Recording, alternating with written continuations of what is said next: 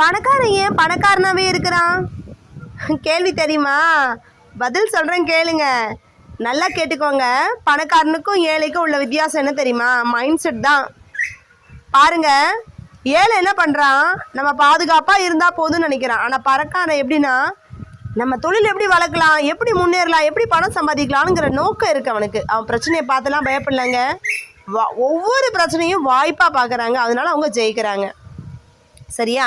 நிறைய தொழிலதிபர்கள்ட்ட கேளுங்க, நீங்கள் உங்களுக்கு பணத்தை வந்து எப்படி பெருக்கிறீங்க? சோதனைலாம் வரத்தான் செய்யுது, நஷ்டம் வரத்தான் செய்யுது, அதுக்காக சோர்ந்து போகிறீங்களான்னு நம்ம கேட்கும்போது அவங்க என்ன பண்ணுறாங்க, எதையுமே பயப்படாமல் திரும்ப எதிர்கொள்கிறதுனால தான் ஜெயிக்கிறாங்க. சரி, நல்லா கேளுங்க. பணத்தை வேலை வாங்க வைக்கிறான், அதனால பணக்காரனாவே இருக்கிறான். ஏழை என்ன செய்கிறான்? வேலை பார்க்குறான், சம்பளம் வருது, செலவு பண்ணுறான். இதுதான் ஏழை மைண்ட் செட்டு. பணக்காரன் பணத்தை இன்வெஸ்ட் பண்ணுறான், அது வளருது, அவனுக்காக வேலை பார்க்குது. நல்லா பார்த்தீங்கன்னா வீடு, பங்கு, தொழில், நிலம் இதெல்லாம் அவனுக்கு தூங்கும் போதும் காசு சம்பாதிச்சு தருது. ரெண்டாவது பார்த்தீங்கன்னா ஆபத்து எடுக்க பயப்படலை. பணம் இருக்கிறதால ஒரு தொழில் நஷ்டமானாலும் இன்னொன்று இருக்கு, அதனால புதுசாக ட்ரை பண்ணுறான். ஜெயிச்சா பெருசாக வருது இல்லை? மூணாவது நெட்வொர்க் ப்ளஸ் அறிவு. பணக்காரனுக்கு பணக்காரன் தெரியுமா? வாய்ப்பு, தகவல், லோனு, பார்ட்னர் எல்லாம் சீக்கிரம் கிடைக்கும்.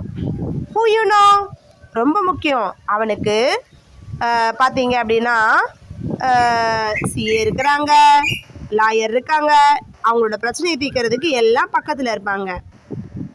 நாலாவது பார்த்தீங்கன்னா கடனை சரியாக யூஸ் பண்ணுறான். நாம் வீடு, காருக்கு கடன் வாங்குகிறோம், நம்மளோட தேவை லயபிலிட்டின்னு பேர். அவன் என்ன பண்ணுறான்? தொழில், சொத்து வாங்க கடன் வாங்குறான், அசெட். புரிஞ்சிருச்சிங்களா? அடுத்து அவன் கடனும் அவனுக்கு பணம் சம்பாதிச்சு தருது. கடைசியாக தான் மைண்ட் செட்டு. ஏழை மைண்ட் செட் என்ன? பாதுகாப்பாக இருக்கணும். பணக்கார மைண்ட் செட் என்ன? எப்படி வளர்க்கலாம்? அவன் பிரச்சனையை பார்த்து பயப்படல, வாய்ப்பாக பார்க்குறான். புரிஞ்சிருச்சா? இன்னைக்கு 5 கருத்துக்கோள் சொல்லியிருக்கேங்க. பணத்தை வேலை வாங்க வைக்கிறான் பணக்காரன். ரெண்டாவது, ஆபத்தை எடுக்க பயப்படலை. சரியா? அதாவது ஒரு தொழில் நஷ்டமானாலும் இன்னொன்று இருக்குன்னு பயங்கரமாக போவாங்க. மூணாவது நெட்வொர்க் ப்ளஸ் அறிவு. சரியா? என்னென்ன இருக்கோ எல்லா வாய்ப்பையும் தேடி எடுக்கிறாங்க. கடனை சரியாக யூஸ் பண்ணுறான். சரியா? நம்ம என்ன பண்ணுறோம்? திங்க் பண்ணுறதுல பாருங்கள் எங்கே தப்பு இருக்குது. 5வது மைண்ட் செட். நம்மளும் பணக்காரனா மாறலாமா? ரெடியாக இருக்கீங்களா? ஏன் ஒவ்வொரு ஏழையும் பணக்காரனாக முடியாதா? மைண்ட் செட் மாற்றுறது மூலமாக நம்ம என்ன பண்ண முடியும்? ஏழையும் பணக்காரனாகலாம். மனிதன் என்பவன் தெய்வமாகலாம், மனிதன் என்பவன் தெய்வமாகலாம், வாரி வாரி வழங்கும் போது வள்ளலாகலாம். மனுஷனால தெய்வமா மாறுது, வள்ளலா மாறுது. இப்போ பாருங்க, எல்லாரும் சொல்லுவாங்க அரசியல்வாதி பணம் கொடுத்துட்டான்னு. அவங்க பணத்தை கொடுத்துட்டே தான் இருக்காங்க, அவங்கள்ட்ட பணம் வராமல் போதா? தொழிலதிபர் பணம் கொடுக்குறாங்க. நிறைய ஊர்களில் பாருங்கள், கோயில்களில் தான தர்ம பிரபு வந்து பணம் கொடுக்க வந்துட்டா இருப்பா, கடைக்காரர் கொடுக்க. ஏன் கொடுக்குறாங்க?